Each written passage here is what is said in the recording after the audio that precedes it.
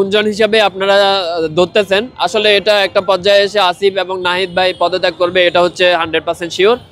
আর এটা আমি বলার এই কারণ, কেননা হচ্ছে যেহেতু আমরা ছাত্ররা সবাই আমরা জনতার পক্ষ নিয়ে হচ্ছে আমরা যেহেতু একটা নতুন দলের আবির্ভাব ঘটাচ্ছি, তো একটা পর্যায়ে এসে আমাদের এই নতুন দল দাঁড়িয়ে যাবে।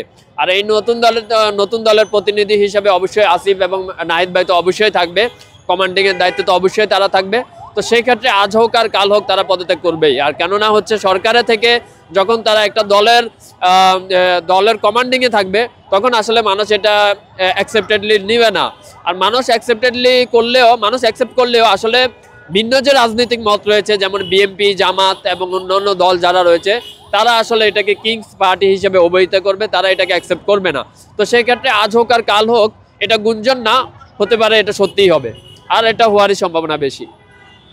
আসিফ এবং নাহিদের কাছে জনগণের যে প্রত্যাশা করছে, তারা কতটুকু দেশকে আপনার দিতে পারছে, তাদের কাছ থেকে দেশকে কি দিতে পারছে তারা? সত্যি বলতে তারা অনেকটাই চেষ্টা করছে। বেসিক্যালি যদি আসিফ ভাইয়ের কথা আমি বলি, আসিফ ভাইয়ের সাথে ব্যক্তিগতভাবে একবার দেখা হওয়ার পর আসিফ ভাই আমাকে কিছু কাজ দিয়েছিল।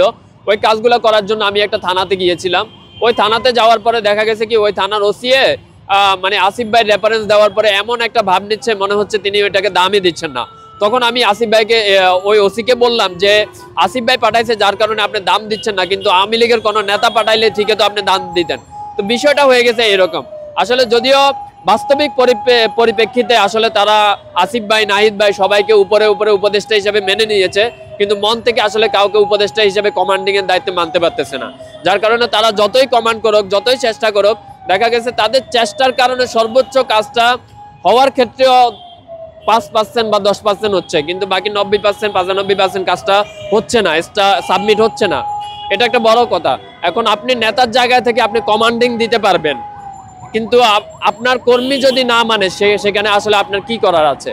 তো সেটা একটা বড় বাস্তবতা। এখন কর্মী এটাকে আসলে অনেকভাবে দেখা যায়, অনেকভাবে বিশ্লেষণ করা যায়। তবে তাদের তরফ থেকে দেশের জন্য এবং দেশের মানুষের জন্য করার যে আগ্রহটা, উন্নতি করার যে আগ্রহটা, এটা কখনো কমতি হয় নাই বা ভবিষ্যতে হওয়ার কোনো সম্ভাবনা নাই।